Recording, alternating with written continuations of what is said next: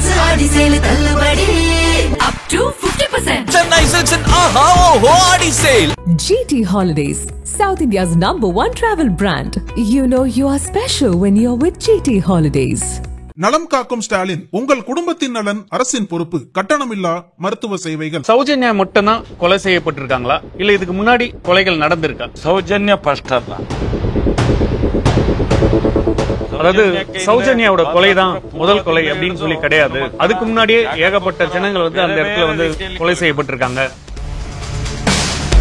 Padmalatha rape and murder. இந்த murder எதுக்காக நடக்குது? பத்மலதா ஒரு இளம் பெண், அவரோட அப்பா வந்து கம்யூனிஸ்ட சார்ந்தவங்க தான். அவங்க கை காட்டுறாள் தான் வந்து இங்க வந்து எலெக்ஷன் நிக்கணும், அவங்க கை காட்டுறாள் தான் வந்து ஜெயிக்கணும் அப்படின்ற மாதிரி தான். இந்த பத்மலதாவோட அப்பா வந்து இந்த தடைகளும் மீறி அவருக்கு தைரியமா அந்த எலெக்ஷன்ல போய் அவர் போட்டிடுறாரு. அதுக்கே 56 நாள் அந்த பெண்ணை பாலியல் வன்கொடுமைக்கு ஆளாக்கப்பட்டு அவங்களை கொலை செஞ்சு அந்த இடத்துல போட்டிருந்தாங்க. ಸೌಜನ್ಯ ಕೇಸ್ಲೆ ಉಮ್ಮೆ ಇನ್ನ ನಡೆದಿತ್ತು. ಯಾವಾಗ ಸೌಜನ್ಯಳ ಬಾಡಿಗೆ ಬೆತ್ತಲಾಗಿ ಒಳಗಿನ ಉಡುಪಿಲ್ಲ, ಬಾಡಿ ಇಲ್ಲ, ಯಾವ ರೀತಿ ಇತ್ತು கேட்கறப்பே அவ்வளவு கொடூரமா வந்து அந்த இளம் பெண், அதாவது மாணவியை வந்து நாசப்படுத்திருக்காங்க. அதாவது அந்த பிறப்புறுப்புல கிட்டத்தட்ட 6 இன்ச்சுக்கு வந்து மண்ணை வந்து உள்ள தள்ளி இருக்காங்க அவங்களுக்கு. நக்கீர நேயர்களுக்கு வணக்கம். அதாவது தர்மஸ்தலா, கர்நாடகா மாநிலம் தக்ஷண கன்னடா மாவட்டத்தில் இருக்கிற ஒரு புகழ்பெற்ற ஒரு ஆன்மீக ஸ்தலமான தர்மஸ்தலால தொடர்ச்சியா பல பெண்கள் பாலியல் வன்கொடுமைக்கு ஆளாக்கப்பட்டு கொலைகள் செய்யப்பட்டு வரதா தகவல் வந்து இப்போ வெளியே வந்ததுனால பெரும் பரபரப்பை ஏற்படுத்தியிருக்கு. சஜன்யா அப்படின்னு ஒரு 17 வயது மாணவி இறந்து போறாங்க. பாலியல் துன்புறுத்தலுக்கு ஆளாக்கப்பட்டு கொடூரமான முறையில கொலை செய்யப்படுறாங்க. அதுக்காக ஒரு சமூக ஆர்வலரான மகேஷ் ஷெட்டி சார் தொடர்ச்சியா கடந்த 13 வருஷமா வந்து போராடிட்டு வராங்க. இந்த வழக்கு சம்பந்தமான மொத்த விஷயமும் தர்மஸ்தலா ஃபைல் என்ற தலைப்புல இப்ப நம்ம என்ன நடந்துச்சுன்றதை பார்ப்போம். அதே போல இந்த பகுதியில துளு என்ற மொழி அதிகமா பேசப்படுது. அதுக்கப்புறம் பாத்தீங்கன்னா கன்னடா வந்து நிறைய பேசுறாங்க. மொழி பிரச்சனைக்காக சார் பேசுறத வந்து ஒரு பெயர் சொல்ல முடியாத ஒருத்தர் வந்து ஒரு தமிழ்ல வந்து நமக்கு டிரான்ஸ்ஃபர் பண்றாங்க. சோ நக்கீரனுக்காக இது ஒரு பிரத்யேக பேட்டி. அவர் முதல் தடவையா வந்து யூடியூப் சேனலுக்கு தராங்கன்றதையும் இதன் மூலமா நம்ம தெரியப்படுத்துறோம். வணக்கம் சார். ವಣಕಂ. ನಾನು ಮಹೇಶ್ ಶೆಟ್ಟಿ ತಿಮರೋಡಿ, ರಾಷ್ಟ್ರೀಯ ಹಿಂದೂ ಜಾಗರಣೆ ವೇದಿಕೆಯ ಸಂಸ್ಥಾಪಕನಾಗಿ ಕೆಲಸ ಮಾಡ್ತಾ ಇದ್ದೇನೆ.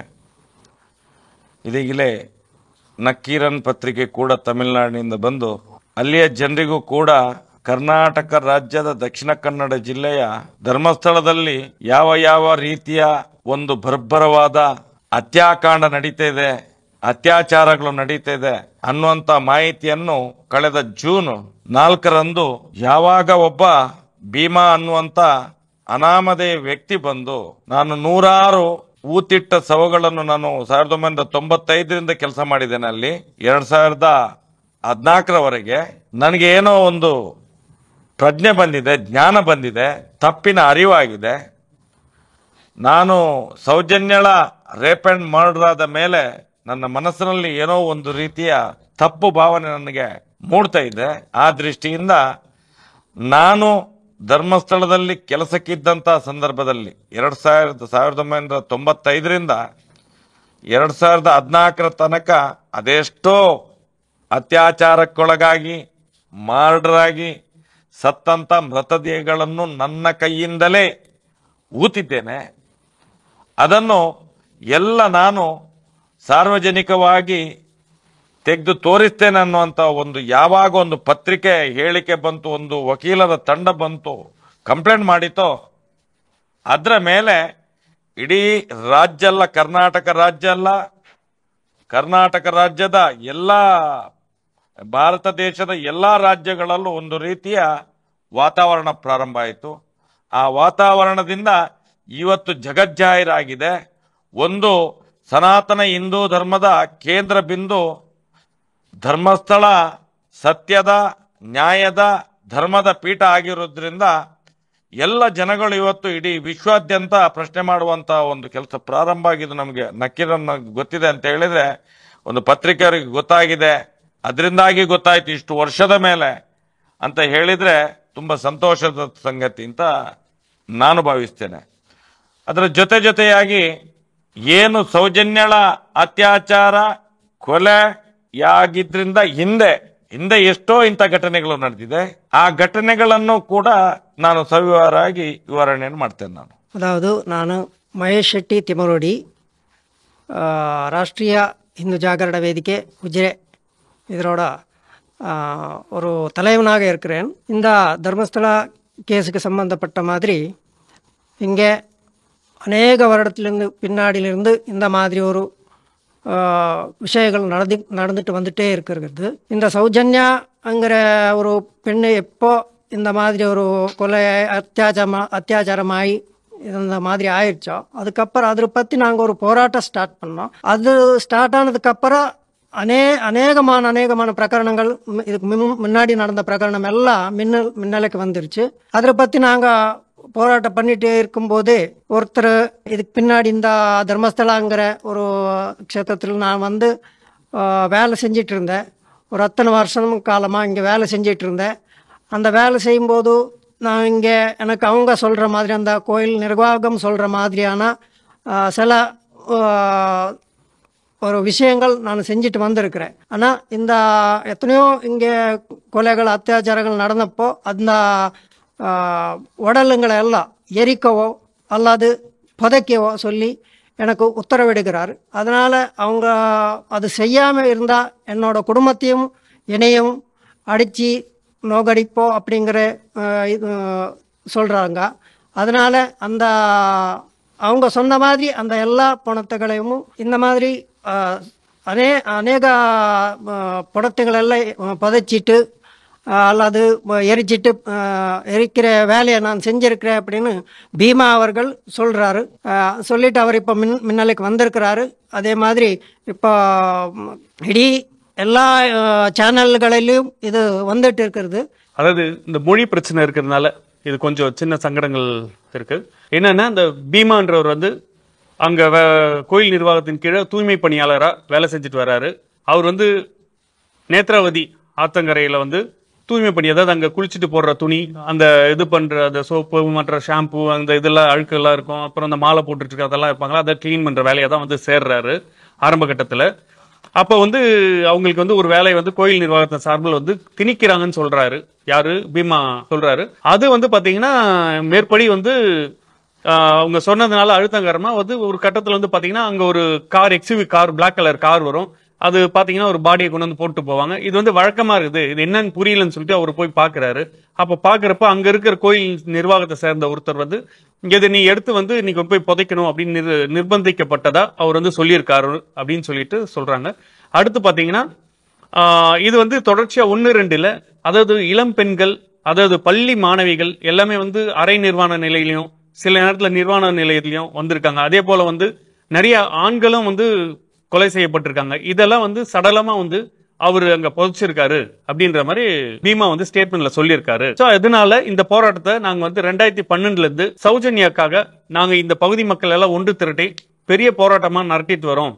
ஆனா அது வந்து எங்களுக்கு எப்படியெல்லாம் வந்து இந்த வழக்குல இருந்து இந்த விசாரணையை வந்து வேற போக்கில் கொண்டு போகணுமோ அந்த மாதிரி கொண்டு போயிட்டு இருக்காங்க. இப்போ வந்து இந்த வழக்கு சுப்ரீம் கோர்ட் வரைக்கும் கொண்டு போயிருக்கோம் அப்படின்னு சொல்லிட்டு சொல்றாங்க. சார், சௌஜன்யா மட்டும் தான் கொலை செய்யப்பட்டிருக்காங்களா இல்ல இதுக்கு முன்னாடி கொலைகள் நடந்திருக்கா? ಸೌಜನ್ಯ ಫಸ್ಟ್ ಅಲ್ಲ. ಸೌಜನ್ಯಕ್ಕೆ ಹಿಂದೆ ಸ್ವಾತಂತ್ರ್ಯ ಪೂರ್ವದಿಂದ ಹಿಡಿದು ಸೌಜನ್ಯ ಅತ್ಯಾಚಾರ ಕೊಲೆ ಆಗೋ ತನಕ ಅದೆಷ್ಟೋ ಸಾವಿರ ಹೆಣ್ಣು ಮಕ್ಕಳ ಜಾಗಕ್ಕೋಸ್ಕರ ಬೇರೆ ಬೇರೆ ರೀತಿಯಲ್ಲಿ ಕೊಲೆಗಳಾಗಿದ್ದವು ಅಲ್ಲಿ. அதாவது சௌஜன்யாவோட கொலை தான் முதல் கொலை அப்படின்னு சொல்லி கிடையாது. அதுக்கு முன்னாடியே ஏகப்பட்ட ஜனங்கள் வந்து அந்த இடத்துல வந்து கொலை செய்யப்பட்டிருக்காங்க. வெறும் இந்த அதாவது பாலியல் வன்கொடுமைக்காக மட்டும் இல்லாம இடத்துக்காகவும், அதாவது இவங்க வந்து ஒரு மைக்ரோ ஃபைனான்ஸ் வந்து பல காலமா நடத்திட்டு வராங்க. அந்த ஃபைனான்ஸ் தராதவங்களை வந்து அவங்க வீட்டுல இருக்க பெண்களை தூக்குறது, மற்றபடி வந்து அதாவது ஒரு இடம் வந்து அவங்களுக்கு வேணும் அப்படின்னா அந்த இடத்த வந்து கேட்பாங்க. அப்படி அவங்க தரல அப்படின்னா அவங்களையும் கொலை செய்வாங்க. அந்த மாதிரி வந்து நடந்திருக்கு. அதே போல இவங்க நடத்துற கல்வி நிறுவனத்துல வந்து வேலை செய்த நபர் ஒருத்தங்க கொலை செய்யப்பட்டிருக்காங்க அப்படின்னு சொல்றாங்க. சார், இது முதல் கொலை ஃபர்ஸ்ட் வெளிச்சத்துக்கு வந்தது எப்ப சார்? யார கொலை செஞ்சாங்க இவங்க? ಫಸ್ಟಿಗೆ ಬೆಳಕಿಗೆ ಬರುವಂತದ್ದು 1979 ವೇದವಲ್ಲಿ. அதாவது முதல் கொலை வந்து 1979 முதல் கொலை நடக்குது. அவங்க பேர் வந்து வேதவல்லின்னு சொல்றாரு. ಅದರ ಹಿಂದೆ ಮತ್ತು ಮುಂದೆ ತುಂಬಾ ಆಗಿದೆ. ಅದು ಬೆಳಕಿಗೆ ಬಂದಿಲ್ಲ. அதாவது வேதவல்லிக்கு முன்னாடியே நிறைய கொலைகள் நடந்திருக்கு, அரங்கேறி இருக்கு. ஆனா அதெல்லாம் வெளிச்சத்துக்கு வரல. முதல் முறையா வேதவல்லியோட கொலை வந்து வெளியே வருது. எப்படி வருது சார் அது வெளியே? ಅದು ಬಂದು ತುಂಬಾ ಪ್ರತಿಭಟನೆ ಎಲ್ಲ ಮಾಡಿದ್ದಾರೆ, ಪಬ್ಲಿಕ್ ಮೀಟಿಂಗ್ಸ್ ಎಲ್ಲ ಆಗಿ. இல்ல அது எதனால கொலை செய்யப்படுறாங்க அவங்க? ಅವರು ಅವ್ರದೇ ಧರ್ಮಸ್ಥಳದ ಒಂದು ಸ್ಕೂಲಲ್ಲಿ ಅಡ್ಮಿಸ್ ಆಗಿದ್ರು. ಧರ್ಮಸ್ಥಳದ ಅವ್ರದೇ ಒಂದು ಜನ ಇತ್ತು, ಬೇರೆ ಸೀನಿಯರಿಟಿ ಇದ್ದದ್ದು ವೇದವಲ್ಲಿ. ಧರ್ಮಸ್ಥಳದ ಯಾರು ಆಡಳಿತದಾರರಿದ್ದಾರೆ ಅವರು ಅವ್ರದೇ ಸಮುದಾಯದ, ಅವ್ರದೇ ಜಾತಿಯ ಬೇರೆ ಒಂದು ಜನರನ್ನು ಮಾಡ್ಬೇಕು ಅಂತ ಇತ್ತು. Okay okay. ಇವರು ಸೀನಿಯಾರಿಟಿಯಲ್ಲಿ ನಾನು ಒಪ್ಪೋದಿಲ್ಲ, ನಾನೇ ಅಡ್ಮಿಸ್ ಆಗ್ಬೇಕು ಅಂತ ಹೇಳಿ. ಓಕೆ. ಅವ್ರು ಆಗೋದಿಲ್ಲ ಅಂತ ಹೇಳಿದ ಮೇಲೆ ಅವರು CDPಗೆ ಕಂಪ್ಲೇಂಟ್ ಮಾಡ್ತಾರೆ. ಎಜುಕೇಶನ್ ಡಿಪಾರ್ಟ್ಮೆಂಟ್ CDPO ಅವರಿಗೆ ಕಂಪ್ಲೇಂಟ್ ಮಾಡ್ತಾರೆ. ಆ ಹೊತ್ತಿಗೆ ಅವರು ಏನು ಧರ್ಮಸ್ಥಳದವರು ಅಡ್ಮಿನಿಸ್ಟ್ರೇಷನ್ ಯಾರು ಇರ್ತಾರೆ ಅವರು ಹೇಳ್ತಾರೆ ಆಗೋದಿಲ್ಲ ಅಂತ ಹೇಳಿ. ಅವ್ರು ಕೇಳೋದಿಲ್ಲ, ನಾನೇ ಅಡ್ಮಿಸ್ ಆಗೋದು ಅಂತ ಹೇಳಿ. ಅದಕ್ಕೆ ಕೇಳೋದಕ್ಕೆ ಏನ್ ಮಾಡ್ತಾರೆ ಅಂತ ಹೇಳಿ ಅವ್ರದೇ ಸಂಸ್ಥೆಯಲ್ಲಿ ಕೆಲಸ ಮಾಡ್ತಿದ್ದಂತ ಸ್ಟೆಲ್ಲಾ ಮತ್ತು ಕಿಟ್ಟಿ ಅನ್ನುವಂತ ಇಬ್ರು ಯುವಕರನ್ನು ಬಿಡ್ತಾರೆ, ಬಿಟ್ಟು ರೇಪ್ ಮಾಡಿಸ್ತಾರೆ. அது கோர்ட்டுக்கு போய் தான் வாங்குறாங்களா? அது ವೇದವಲ್ಲಿಯ ಹೆಸರಿಗೆ ಆರ್ಡರ್ ಬರ್ತದೆ. யார் கொடுக்குறாங்க? அதான் யாருக்கு சொல்றேன். CDPO. அதாவது 1979 வேதவல்லி வந்து இந்த தர்மஸ்தலாவோட இயங்கக்கூடிய அறக்கட்டளைக்கு கீழே இருக்கிற கல்வி நிறுவனத்துல ஒரு பள்ளியோட ஆசிரியர் வேலை செய்யறாங்க. அவங்க வந்து தலைமை ஆசிரியரா வந்து அடுத்து ப்ரொமோஷன் ஆகுறதுக்கு எல்லா தகுதியும் இருக்கு அப்படின்றதுனால அவங்க வந்து அந்த பதவிக்கு போனோன்றப்போ இந்த கோயில் நிர்வாகத்தை சேர்ந்த ஒரு கம்யூனிட்டியை சேர்ந்தவங்க வந்து சிபாரிசுல வந்து நடுவில் கொண்டு வந்து அவங்க வைக்கிறதாவும் அவங்கள வந்து இது பண்ணக்கூடாதுன்னு சொல்லி இவங்க கோர்ட் வரைக்கும் போய் CDPO அப்படின்னு சொல்லிட்டு வந்து இங்க இருக்கிற எஜுகேஷன் டிபார்ட்மெண்ட் அவங்க இது பண்ணிட்டு அதுக்கப்புறமா கோர்ட்ல கேஸை நடத்தி அதுக்கப்புறம் இவங்களே வந்து அதாவது வேதவல்லி வந்து அவங்க அட்மிஸ் ஆகியிருக்காங்க. இதை பொறுத்துக்க முடியாத இந்த நிர்வாகிகள் 2 ஆட்கள் அனுப்பிச்சு, அதாவது அவர் கணவர் வந்து ஒரு டாக்டர் தானே சார்? அரளே டாக்டர் அரளே ஒய்ஃப். ஓகே. வேதவல்லி அவங்க டாக்டர், அவர் வந்து வெளியே போயிருக்கிற நேரத்துல பார்த்து அவங்கள வீட்டுக்கு 2 ஆள் அனுப்பிச்சு அவங்கள வீட்லயே வந்து அவங்க நிர்வாணப்படுத்தி அவங்கள பாலியல் வன்கொடுமை செய்யப்பட்டு அவங்களோட பாத்ரூம்ல பிணமா, அதாவது அவங்கள கொளுத்தி கொலை செஞ்சிருக்காங்க, எரிச்சிருக்காங்க அப்படின்னு சொல்லிட்டு சார் சொல்றாங்க. அதுக்கப்புறம் வேதவல்லி CDPO ಇದಾದ ತಕ್ಷಣ ಅವರನ್ನು ರೇಪ್ ಮಾಡಿ ಹಾಳು ಮಾಡಿದ ತಕ್ಷಣ ವೇದವಳ್ಳಿ ಬಂದು ಗಂಡನಿಗೆ ಹೇಳ್ತಾರೆ, ಡಾಕ್ಟರ್ಗೆ, ನಾನು ಇನ್ನು ನಿಮ್ಮೊಟ್ಟಿಗೆ ಇರುವುದಿಲ್ಲ, ನಾನು ಹಾಳಾಗಿದ್ದೇನೆ, ನನ್ನನ್ನು ಇಂಥವ್ರು ರೇಪ್ ಮಾಡಿಸಿದ್ದಾರೆ ಅಂತೇಳಿ. ಅಷ್ಟು ಹೇಳಿದ ತಕ್ಷಣ ಇವರು ಡಾಕ್ಟರ್ ಅರಳೆ ಹೇಳ್ತಾರೆ, ನೀನು ನನ್ನ ಹೆಂಡತಿ, ನಿನ್ನನ್ನು ಅವರು ರೇಪ್ ಮಾಡಿಸಿದ್ದು, ನೀನು ಅಲ್ಲಿಂದ ಕೆಲಸ ಬಿಡಬೇಕು ಅಂತ ಹೇಳಿ, ನೀನು ನನ್ನ ಹೆಂಡತಿಯೇ, ನಾನು ನಿನ್ನ ಗಂಡನೇ, ನೀನು ಯಾರು ಒಟ್ಟಿಗೆ ಹೋಗಿದ್ದಲ್ಲ, ನಾನು ನಿನ್ನೊಟ್ಟಿಗೆ ಸದಾ ಇರ್ತೇನೆ. ಅವ್ರು ಇಷ್ಟು ಅನ್ಯಾಯ ಮಾಡಿದ್ದಕ್ಕೆ ಸುಪ್ರೀಂ ಕೋರ್ಟಿಗೆ ಹೋಗಿ ಆದ್ರೂ ನೀನು ಹೋರಾಟ ಮಾಡು, ನಾನು ನಿನ್ನ ಜೊತೆಯಲ್ಲಿರ್ತೇನೆ ಅಂತೇಳಿ. ಅಲ್ಲಿ ಕೋರ್ಟಲ್ಲಿ ಕೂಡ ಜಯ ಆಗುದು ಯಾರಿಗೆ? ವೇದವಲ್ಲಿಗೆ. ಅದನ್ನು ಸಹಿಸದೆ ಇವರು ರೇಪ್ ಮಾಡಿ ಪೆಟ್ರೋಲ್ ಹಾಕಿ ಅವರ ಮನೆಯಲ್ಲಿ ಸುಟ್ಟು ಸಾಯಿಸೋದು. அதாவது இந்த வழக்குல என்ன சொல்றாங்க அப்படின்னா, ஃபர்ஸ்ட் CDPOன்னு சொல்லி இங்க இருக்கிற எஜுகேஷன் டிபார்ட்மெண்ட் வந்து வேதவல்லிக்கு சாதகமா சொல்றாங்க. அப்ப இவங்க மிரட்டப்படுறாங்க. அந்த மாதிரி மிரட்டப்படுற நேரத்துல இவங்க சொல்றாங்க, அவர் கணவர் வந்து அவங்களுக்கு பயத்தை வந்து போக்குறதுக்காக தைரியம் கொடுக்குறாங்க, நீ தான் உனக்கு கிடைக்க வேண்டியது கிடைக்கணும் அப்படின்னு சொல்லிட்டு கோர்ட்டுக்கு போறாங்க. கோர்ட்டுக்கு போயிட்டு வேதவல்லி தரப்பு வந்து இந்த வழக்கை வந்து ஜெயிக்கிறாங்க. ஜெயிச்ச உடனே இவங்க போயிட்டு அந்த பொசிஷன்ல உட்காடுறாங்க, அதாவது அந்த தலைமை ஆசிரியர் பொறுப்புல வந்து உட்காடுறாங்க. சோ இது வந்து பிடிக்காத, அதாவது நான் இவ்வளவு சொல்லியும் நீங்க கேட்கலன்ற கோவத்துல அந்த கோயில் நிர்வாகத்தை சேர்ந்தவங்க 2 பேர் அனுப்பிச்சு வேதவல்லியை வந்து அவங்க கணவர் இல்லாத நேரத்துல பாத்ரூம்ல அவங்கள பாலியல் வன்கொடுமை செஞ்சு கொடூரமா வந்து அவங்கள வந்து பெட்ரோல் ஊட்டி கொளுத்துறாங்க. இந்த கொலை சம்பவத்தை வந்து அப்போ பெருசா வந்து முதல் முறையா தர்மஸ்தலா கோயில் நிர்வாகத்தை கண்டிச்சு அப்போ வந்து அவரோட கணவர் பெரிய லெவல்ல இந்த போராட்டத்தை நடத்துறாரு. நிறைய மேடைகள்லயும் ஆர்ப்பாட்டங்கள், போராட்டங்கள் அப்படியெல்லாம் நடத்தி இருக்காங்க. அப்பவே அவர் கடைசியா கடந்த 10 ஆண்டுக்கு வரைக்கும் அவர் அந்த போராட்டத்தை தொடர்ச்சியா அவங்க மனைவிக்கு நேர்ந்த கொடூரத்தை பத்தி அவர் வந்து தொடர்ச்சியா போராட்டம் நடத்திட்டு வந்திருக்காரு. ஆனா சமீப காலமா அவரும் காணல அப்படின்ற மாதிரி ஒரு தகவல் சொல்றாங்க. ಅದರ ಮಧ್ಯೆ 1986 ಪದ್ಮಲತಾ ರೇಪ್ ಅಂಡ್ ಮರ್ಡರ್. ಆ ಕೇಸಲ್ಲಿ ಕೂಡ ಇದೇ ಅಡ್ಮಿನಿಸ್ಟ್ರೇಷನ್ ಯಾರಿದ್ದಾರೆ ಅವ್ರದೇ ಹೆಸರು ಬಂದಿತ್ತು. ಆಗ ಕೂಡ ದೊಡ್ಡ ಮಟ್ಟದ ಹೋರಾಟ ಆಯ್ತು. ಅದು ಕೂಡ ಸಿ ರಿಪೋರ್ಟ್, ಅದು ಕ್ಲೋಸ್ ಮಾಡಿ. அது அந்த மர்டர் எதுக்காக நடக்குது? ಅದ ಪದ್ಮಲತಲ ಅಪ್ಪ ಕಮ್ಯುನಿಸ್ಟ್. ಧರ್ಮಸ್ಥಳ ಗ್ರಾಮದಲ್ಲಿ ಯಾರು ಅಡ್ಮಿನಿಸ್ಟ್ರೇಷನ್ ಇದ್ದಾರೆ ಅವ್ರು ಹೇಳಿದವ್ರು ಮಾತ್ರ ಎಲೆಕ್ಷನ್ಗೆ ನಿಲ್ಬೇಕು. ಪದ್ಮಲತಲ ಅಪ್ಪ ಅದನ್ನು ಕೇಳಲಿಲ್ಲ, ಎಲೆಕ್ಷನ್ಗೆ ಇಳಿತಾರೆ. ಆ ಒಂದು ಕೋಪದಿಂದ ಧರ್ಮಸ್ಥಳದಲ್ಲಿ ನಮ್ದು ಮಾತ್ರ ನಡೆಯುದು, ಬೇರೆ ಯಾರು ಇದನ್ನು ಮಾಡ್ಲಿಕ್ಕಿಲ್ಲ, ನಾನು ಹೇಳಿದನ್ನು ಕೇಳಬೇಕು, ಏನು ಎಲೆಕ್ಷನ್ಗೆ ಕಂಡಕ್ಟ್ ಮಾಡ್ತೀವಿ ಅದನ್ನು ವಾಪಸ್ ತಗೋ ಅಂತ ಹೇಳ್ತಾರೆ. ತಗೊಳ್ಳೋದಿಲ್ಲ. ಅದಕ್ಕೆ ಅವರ ಮಗಳನ್ನು ಅಪಹರಣ ಮಾಡಿ 56 ದಿವಸ ರೇಪ್ ಮಾಡಿ ಬಿಸಾಡ್ತಾರೆ.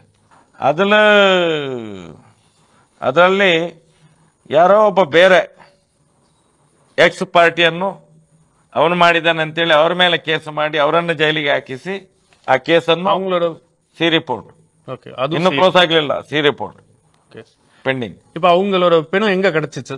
ಕುದ್ರಾಯ ರಿವರ್ ಉಂಟಲ್ಲಿ, ಕುದ್ರಾಯ ರಿವರ್ ಅಲ್ಲಿ ಬಾಡಿ ಸಿಕ್ಕಿದೆ, ಪೂರ್ತಿ ಎಕ್ಸ್ಪೋಸ್ ಆಗಿತ್ತು. ஓ, பாடி அழுகி போயிருக்கு. அதாவது இவர் என்ன சொல்றாருன்னா, ஃபர்ஸ்ட் வந்து பார்த்தது வேதவல்லியோட மர்டர் கேஸ் ஃபர்ஸ்ட் வெளிச்சத்துக்கு வந்தது. ஆனா அதுக்கு முன்னாடியே நிறைய நடந்திருக்கு. ஆனா அதுக்கப்புறம் வந்து பாத்தீங்கன்னா பத்மலதான் ஒரு இளம்பெண், அவரோட அப்பா வந்து கம்யூனிஸ்ட சார்ந்தவங்க. அவர் வந்து எலெக்ஷன் இங்க நடக்கிறப்போ அந்த எலெக்ஷன்ல வந்து அவர் நிக்கிறாரு. இந்த கோயில் நிர்வாகத்தை சேர்ந்தவங்க தனி ராஜ்யத்தையே நடத்திட்டு வராங்க. அவங்க வந்து பாத்தீங்கன்னா அவங்க சொல்ற ஆள் தான், அவங்க கை காட்டுற ஆள் தான் வந்து இங்க வந்து எலெக்ஷன் நிக்கணும், அவங்க கை காட்டுற ஆள் தான் வந்து ஜெயிக்கணும் அப்படின்ற மாதிரி தான். அதை மீறி யாருன்னா நின்றாங்கன்னா அவங்க காணாத போலாம், அவங்க குடும்பத்தை சார்ந்த பெண்கள் காணாத போலாம், அவங்கள பாலியல் கொடுமைக்கு ஆளாக்கப்பட்டு அவங்கள வந்து எடுத்துட்டு போவாங்க. அந்த மாதிரி இந்த பத்மலதாவோட அப்பா வந்து இந்த தடைகளாம் மீறி ஒரு கம்யூனிஸ்ட்காரனால தைரியமா அந்த எலெக்ஷன்ல போய் ஒரு போட்டிடுறாரு. அதாவது 1986 இந்த விஷயம் நடக்குது. அப்ப பாத்தீங்கன்னா இவர் அந்த கோவத்துல, அதாவது நாங்க இவ்வளவு சொல்லியும் நீங்க வந்து அந்த எலெக்ஷன் நீங்க வந்து போட்டிடுறீங்க அப்படின்னு சொல்லிட்டு என்ன பண்றாங்க, அந்த இளம் பெண்ணை வந்து தூக்கிட்டு போயிடுறாங்க. 56 நாள் அந்த பெண்ணை பாலியல் வன்கொடுமைக்கு ஆளாக்கப்பட்டு எங்கெங்கே இவங்க பல இடத்துல தேடியும் அந்த பெண்ணை வந்து கண்டுபிடிக்க முடியல. அது இளம்பெண். அந்த பெண்ணை வந்து கடைசியில குத்ராயான்னு சொல்லிட்டு தர்மசலாக்கு கிட்ட இருக்கிற ஒரு ஆத்தங்கரை ஓரத்துல நிர்வாண நிலையில, சிதைக்கப்பட்ட நிலையில, ரொம்ப கொடூரமான காயங்களோட கொடூரமா அவங்கள பாலியல் வல்லுறவுக்கு ஆட்படுத்தப்படுத்தி அவங்கள கொலை செஞ்சு அந்த இடத்துல போட்டிருந்தாங்க. ஆனா அந்த கேஸும் இது வரைக்கும் அன்சால்வ்டு கேஸா இருக்குது அப்படின்னு சொல்லிட்டு அவர் சொல்றாரு. ಅದರ ಮತ್ತೆ ಸೌಜನ್ಯನ 20 ದಿವಸದ ಹಿಂದೆ ನಾರಾಯಣ ಮಾವುತ ಮತ್ತು ಅವರ ತಂಗಿ ಯಮುನಾ ಅವರನ್ನು ಕೊಲೆ ಮಾಡಿದ್ದಾರೆ. ಅದು ಬೀಭತ್ಸವಾಗಿ ಕೊಲೆ ಮಾಡಿದ್ದಾರೆ. ಯಮುನಾ ನಾರಾಯಣ, ஓகே, 2 பேர் கொலை, 2 பேர் டபுள் மர்டர். அதுக்கப்புறம் பாத்தீங்கன்னா அக்டோபர் 9 2012 சௌஜன்யா என்ற பெண் காணாத போறாங்க. அடுத்த நாளே வந்து அவங்க அரை நிர்வாண நிலையில நேத்ராவதியோட கிளை ஆற்று ஒண்ணு இருக்கு, அது கிட்ட அவங்களோட பிணம் வந்து அரை நிர்வாண நிலையில கிடைக்குதுன்றாங்க. சௌஜன்யாவோட கொலைக்கு அடுத்து பாத்தீங்கன்னா அந்த அதே தர்மஸ்தலால வேலை செஞ்சுட்டு இருந்த, அதாவது யானை பாகனா வேலை செஞ்சுட்டு இருந்த நாராயணன் என்றவர் வந்து அந்த பகுதியில் ஒரு இடம் வச்சிருக்காரு. அந்த பகுதி வந்து இவங்க ஹோட்டல் கட்டுறதுக்காக அந்த இடத்த கேட்கறாங்க. அவரு தரலன்றதுனால அவரே வந்து ஒரு அம்மி கல் இருக்குல்ல, அந்த கல் எடுத்து தலைமையில போட்டு அவங்கள கொலை பண்ணியிருக்காங்க. நாராயணனோட தங்கச்சி யமுனான்றவங்கள கொடூரமா வந்து பாலியல் வன்முறைக்கு ஆளாக்கப்பட்டு அவங்கள வந்து கொலை செஞ்சிருக்காங்க. இதெல்லாம் வந்து அதுக்கு அடுத்தடுத்து விஷயங்கள் வெளியே வருதுன்றாங்க. ஆனா இவங்க வந்து சௌஜன்யாவோட வழக்கு வந்து என்னைக்கு அந்த விஷயம் வெளியே வந்துச்சோ, ஏன்னா மற்ற வழக்கு, அதாவது நிறைய பெண்கள் இதுக்கு நடுவுல வந்து காணாத போயிருக்காங்க. ஆனா அந்த போலீஸ் ஸ்டேஷன்ல கொடுத்தும் தர்மஸ்தலா போலீஸ் ஸ்டேஷன்ல வழக்கு வந்து எடுக்க மாட்டாங்க.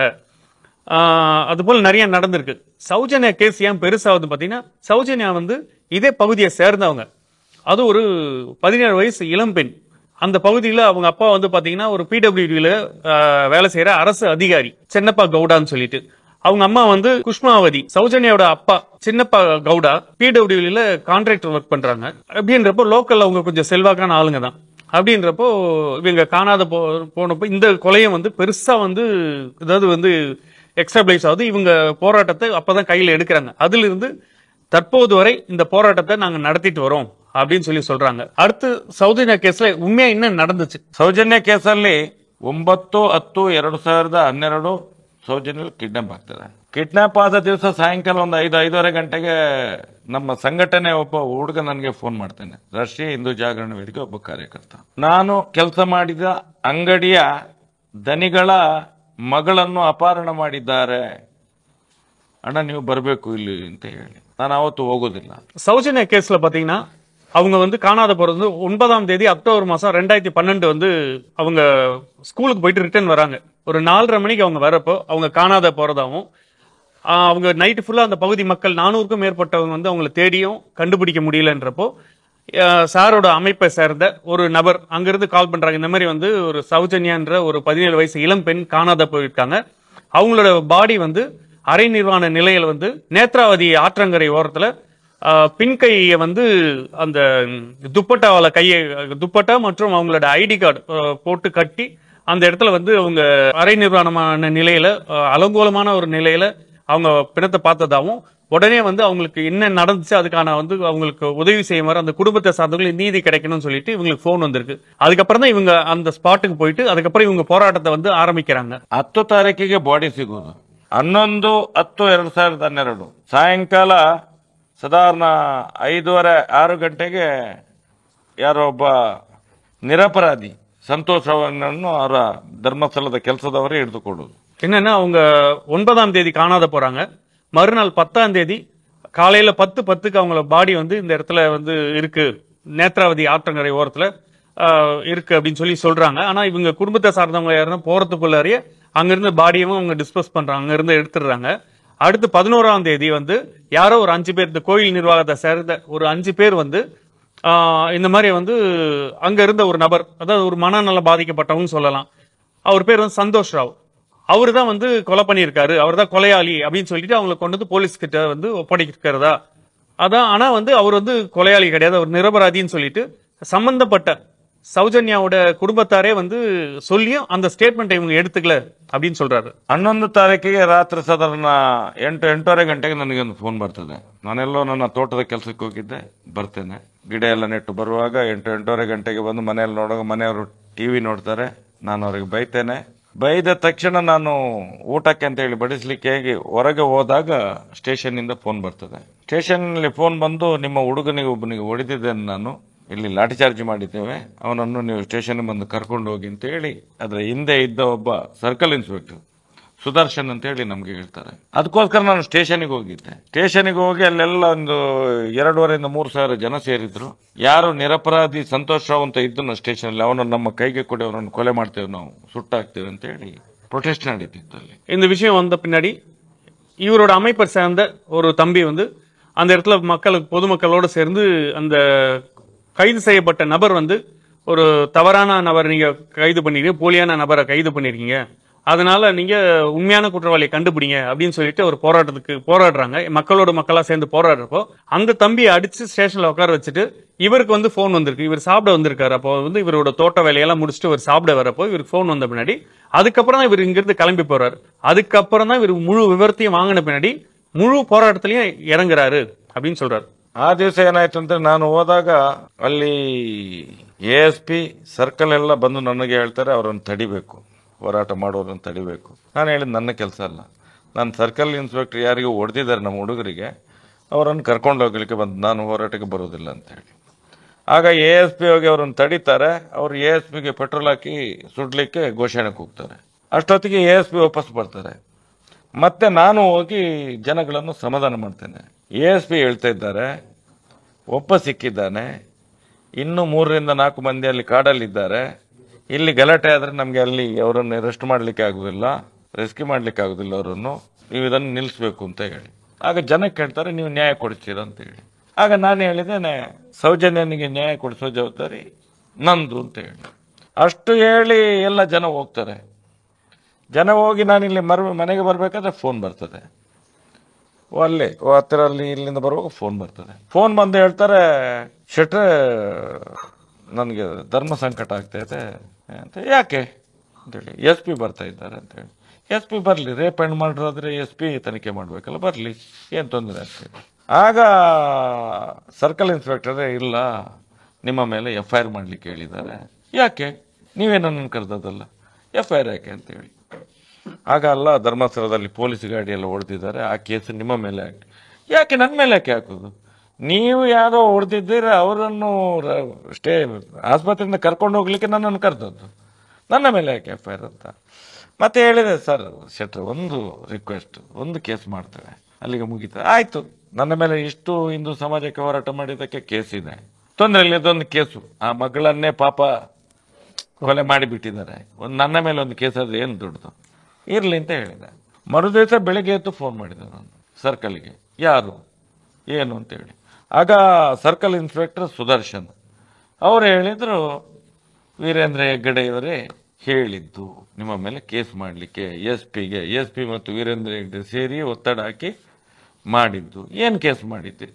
ನಾನ್ ಬೇಲೇಬಲ್, ಸರ್ಕಾರಿ சொத்துಗಳ ನಾಶ ಅಂತ ಹೇಳಿ. உங்களுக்கு போராட்டம் வெடிக்குது. அந்த நேரத்துல வந்து ASP ஒருத்தர் வந்து சொல்றாரு மகேஷ் ஷெட்டி சார் கிட்ட வந்து, அதாவது இந்த வழக்கில் வந்து சைஜன்யாவோட வழக்குல ஒருத்தன் தான் இப்ப கிடைச்சிருக்கான், ஆனா இன்னும் 4-5 பேர் இருக்காங்க போல இருக்கு.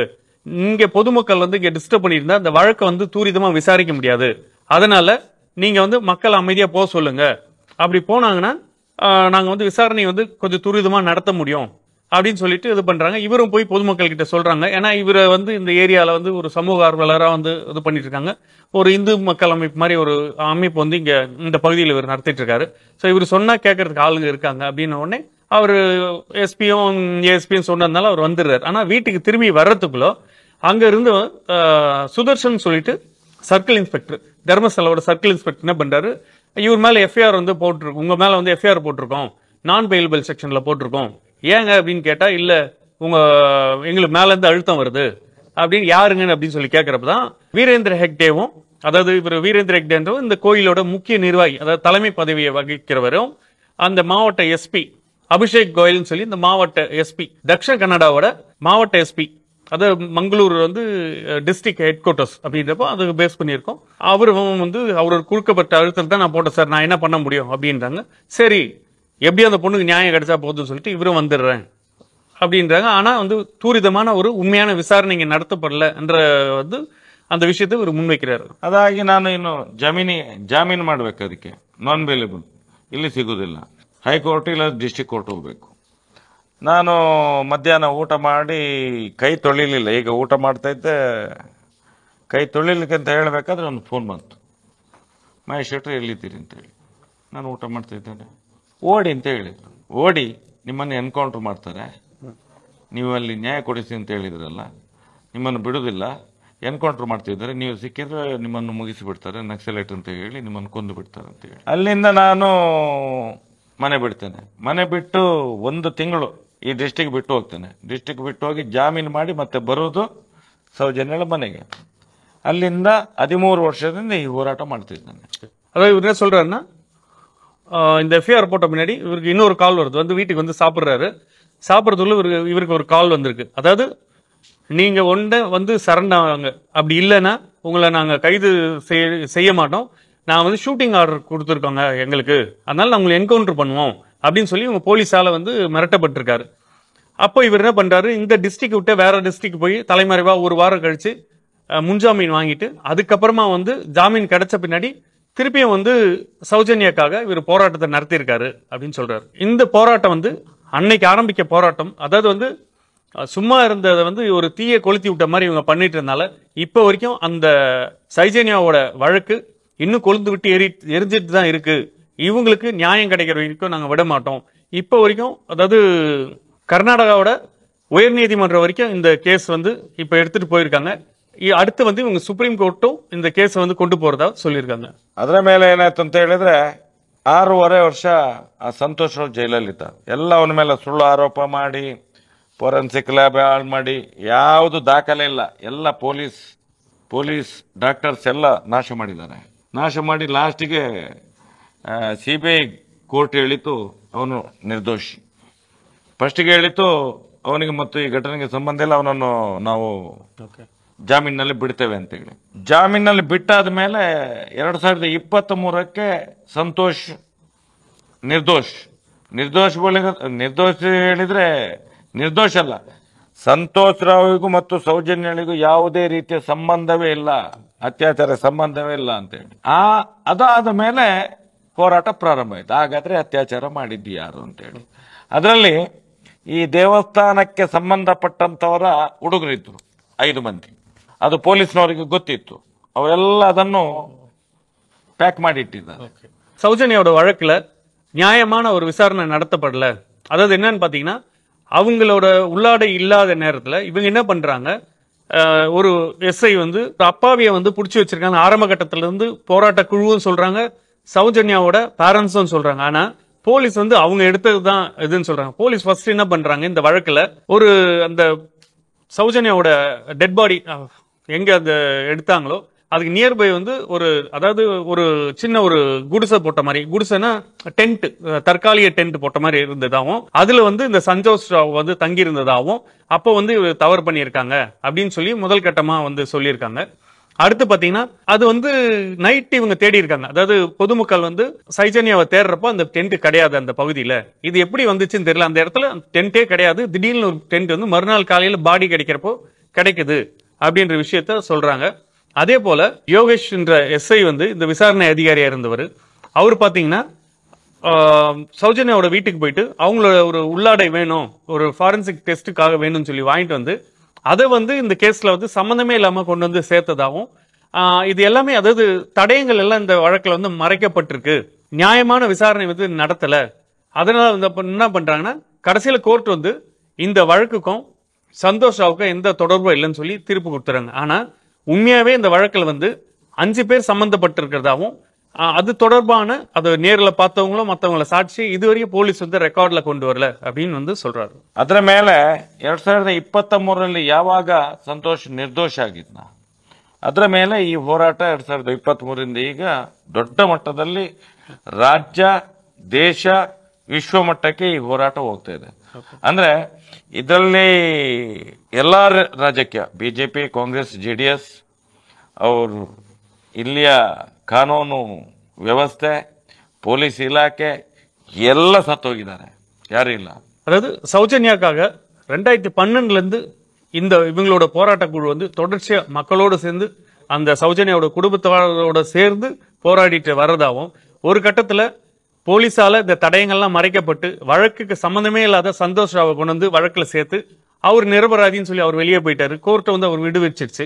ஆனா இதுல உண்மையா வந்து இந்த வழக்கில் தொடர்புடைய 5 பேர் வந்து தப்பிக்க விட்டுருக்காங்க. முழுக்க முழுக்க இது வந்து அந்த கோயிலோட முக்கிய நிர்வாகிகள் தான் இதுக்கு காரணம் அப்படின்னு சொல்லி சொல்றாங்க. அதுல இருந்து இந்த போராட்டத்தை நாங்க தொடர்ச்சியா நாங்க பண்ணிட்டு வரோம் அப்படின்றாங்க. அதுக்கப்புறம் இப்போ இவர் சொல்லி இருக்கிற பீமா ராவ் வந்த பின்னாடி, ಭೀಮಾ ಬಂದು ಅಲ್ಲೇ ಕೆಲಸ ಮಾಡಿದವನು, ಅಲ್ಲೇನು ಧರ್ಮಸ್ಥಳದಲ್ಲಿ ಇಲ್ಲಿ ತನಕ ಎಷ್ಟು 1947 ಹಿಂದೆ ಸ್ವತಂತ್ರ ಪೂರ್ವದಲ್ಲಿ ಇಲ್ಲಿ ತನಕ ಆದಂತ, ನಾನು ಬಂದ ಮೇಲೆ ಇರುವಂತ ಹೂತಾಕಿದಂತ ಎಷ್ಟು ಬಾಡಿ ಇದೆ ಅದನ್ನು ತೆಗೆದುಕೊಡ್ತೇನೆ ನಾನು. ಎಲ್ಲ ಯಾವುದೇ ದಾಖಲಿಲ್ಲದೆ ಹೂತಾಕಿದ್ದು. ಎಲ್ಲ ಬಾಡಿಗಳಲ್ಲಿ, ಹೆಣ್ಣು ಮಕ್ಕಳ ಬಾಡಿಗಳಲ್ಲಿ ರಕ್ತ ಎಲ್ಲ ಸುರಿತಿತ್ತು, ಕಚ್ಚಿದ ಗಾಯಗಳಿತ್ತು, ಪರಕಿದ ಗಾಯಗಳಿತ್ತು. ಯಾವುದು ಫೋರೆನ್ಸಿಕ್, ಪೋಸ್ಟ್ ಮಾರ್ಟಮ್, ಪೊಲೀಸ್ ಗೀಲಿಸ್ ಯಾವುದಿಲ್ಲ. ಅಂತ ಬಾಡಿಯನ್ನು ನಾನು ತೆಗೆದುಕೊಡ್ತೇನೆ ಅಂತ ಹೇಳಿದ್ದೇನೆ. ಇವತ್ತು ಅದು ವಿಶ್ವ ಮಟ್ಟಕ್ಕೆ ವ್ಯಾಪಿಸಿ ಇವತ್ತು ತನಿಖೆ ಆಗಿದೆ. ಈ ದಿನ ನನ್ನ ಲೆಕ್ಕದಲ್ಲಿ ಇವತ್ತೇ ಆ ಬಾಡಿ ಎಲ್ಲ ಮೇಲೆ ತೆಗೆಯುವ ಕೆಲಸ, ಇಲ್ಲಾಂದ್ರೆ நாளை ಆದ್ರೂ ಕೆಲಸ ಪ್ರಾರಂಭ ಆಗ್ತದೆ ಆದಷ್ಟು ಬೇಗ. அது என்ன சொல்றாருன்னா, இந்த போராட்டம் நாங்க தொடர்ச்சியா நடத்திட்டு வர இந்த வேலையில பீமா வந்து இந்த ஸ்டேட்மெண்ட் கொடுத்திருக்கு, இந்த வாக்குமூலம் கொடுத்திருக்கிறது, மீண்டும் இந்த இதுல வந்து நிறைய காணாத போனவங்க, இதனால பாதிக்கப்பட்டவங்களோட வழக்கு வந்து உயிர் பெறும். அதே போல பீமா வந்து கொடுத்திருக்க ஸ்டேட்மெண்ட்ல நிறைய பெண்களுக்கு வந்து, அதாவது இளம் பெண்கள், பள்ளிக்கூட பெண்கள், குடும்ப பெண்கள் சொல்லிட்டு நிறைய பேரோட பிணங்களை வந்து பீமா புதைச்சதாகவும், சில பிணங்களை எரிச்சதாகவும், சில பிணங்களை வந்து ஆசிட்ல ஊத்தி அந்த செதைச்சதாகவும், அதே போல அந்த பிணங்களுக்கு வந்து பிறப்புறுப்புல ரத்தங்கள், அதே போல பாத்தீங்கன்னா அவங்களோட மார்பக பகுதி, அதாவது அவங்களோட மறைவு பகுதிகளில் எல்லாத்தையும், அதாவது சொல்ல முடியல, அந்த மாதிரி வந்து கொடூரமான முறையில உடம்பு ஃபுல்லா வந்து நகைக்கீரல், அந்த மாதிரி கொடூரமான முறையில வந்து கொலை செய்யப்பட்டு அந்த பிணங்கள் வந்ததாகவும், அதை வந்து பீமாவை வைத்து புதைச்சதாகவும், நிறைய பிணங்களை எரிச்சதாகவும் இப்போ சொல்லியிருக்காங்க. இப்போ வந்து எஸ்ஐடி அந்த ஸ்டேட் இன்டெலிஜென்ட் டீம் வந்து களம் இறங்கி இருக்காங்க. இப்போ வந்து இந்த டீம் வந்து உள்ள புதைக்கப்பட்ட பிணங்களை எடுத்து அதை உண்மையை வெளியே கொண்டு வருவாங்க அப்படின்னு நாங்க நம்புறோம் அப்படின்னு சொல்றாங்க. ಅದೇ ರೀತಿ ಈಗ ಭೀಮಾ ಅನ್ನುವಂತ ಅನಾಮಧೇಯ ವ್ಯಕ್ತಿ ಏನೇ ಹೇಳಿದ್ದಾನೆ, ಅವನು ಎಷ್ಟು ಹೆಣಗಳನ್ನು ಊತಿದ್ದಾನೆ. ಯಾವಾಗ ಸೌಜನ್ಯಳ ಬಾಡಿ ಹೇಗೆ ಬೆತ್ತಲಾಗಿ ಒಳಗಿನ ಉಡುಪಿಲ್ಲ, ಬಾಡಿ ಇಲ್ಲ, ಯಾವ ರೀತಿ ಇತ್ತು ಅದೇ ರೀತಿಯ ಬಾಡಿ ಸಿಕ್ತಿತ್ತು ಅವನಿಗೆ. ಅಂತದ್ದೇ ಬಾಡಿಗಳನ್ನು ನಾನು ಊತಿದ್ದೆ ಅಂತ ಹೇಳಿ ಅವನು ಹೇಳಿದ್ದಾನೆ ಸ್ಟೇಟ್ಮೆಂಟ್ ಅಲ್ಲಿ.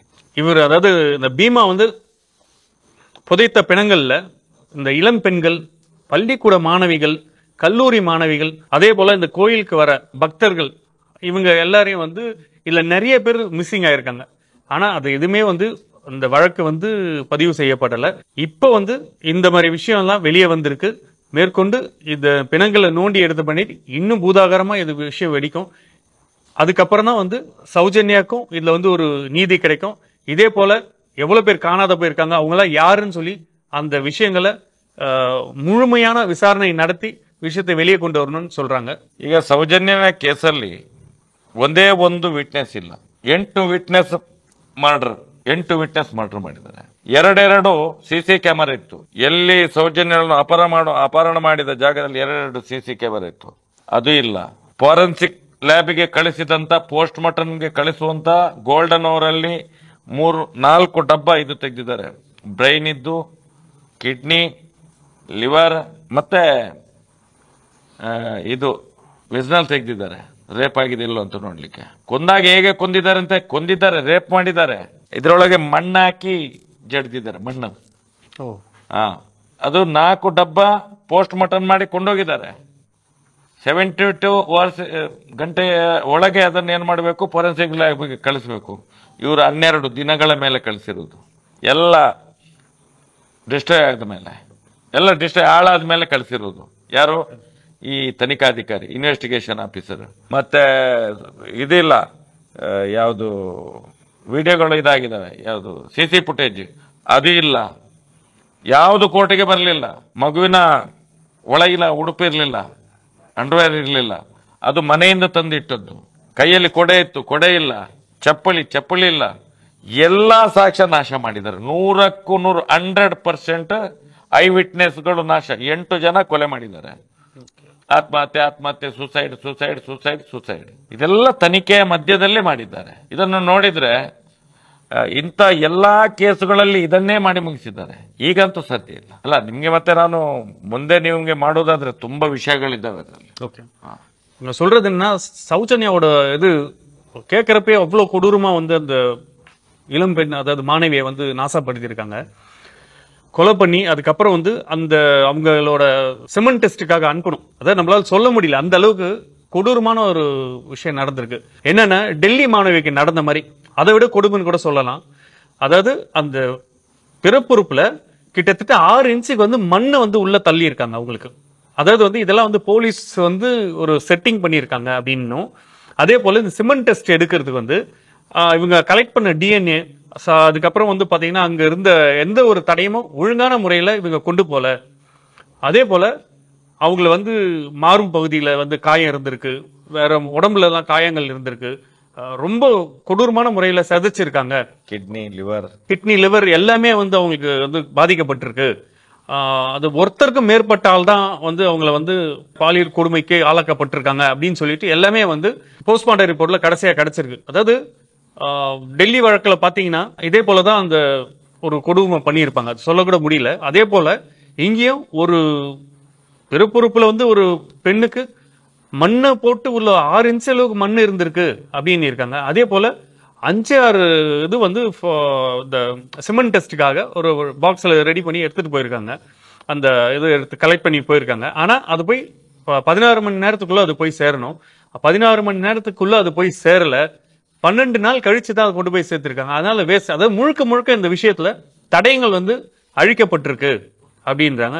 அதுக்கப்புறம் பாத்தீங்கன்னா அந்த பகுதியில் இருந்த சிசிடிவி கேமரா இருக்கு, அதை பத்தி இவங்க வெளியவே கொண்டு வரல. ஒரு போலீஸ் உயர் அதிகாரி இந்த தகவலும் சொல்லியிருக்காரு, ஆனா அதை பத்தி எதுவுமே பண்ணல. முழுக்க இந்த வழக்குல வந்து தடயங்கள் வந்து முற்றிலும் வந்து சயின்டிபிக்கா இருக்க எல்லா தடயங்களும் இவங்க அழிச்சிருக்காங்க. இதுக்கு நீதி கிடைக்கிறதுக்கு நாங்க கடைசி வரைக்கும் போராடுவோம் அப்படின்னு சொல்றாரு. இவ்வளவு நேரம் சௌஜன்யாவோட கொடூரமான பாலியல் வன்கொடுமைக்கு ஆளாக்கப்பட்டு கொலை செய்யப்பட்ட சம்பவத்துக்கு தொடர்ச்சியா போராடிட்டு வர மகேஷ் ஷெட்டி சார் நமக்கு ஒரு பிரத்யேக பேட்டி கொடுத்திருக்காரு. இவ்வளவு நேரம் நக்கீரனுக்காக நீங்க கொடுத்த பிரத்யேக பேட்டிக்கு நன்றி சார். வணக்கம். நக்கீரன் டிவிக்கு சப்ஸ்கிரைப் செய்யுங்கள். உங்கள் ஆதரவே எங்கள் பலம். ஆசிரியர்களுக்கு நண்பனாகவும் மாணவர்களுக்கு ஆசானாகவும் திகழும் தேர்வு வழிகாட்டி. ஒவ்வொரு பாடத்திற்கும் அனுபவமிக்க ஆசிரியர்களின் துல்லியமான தெளிவான விடைகள். CNC இருக்கு, தேர்வு பயம் எதற்கு? இது தீரன் பப்ளிஷிங் ஹவுஸ் விற்பனை வெளியீடு.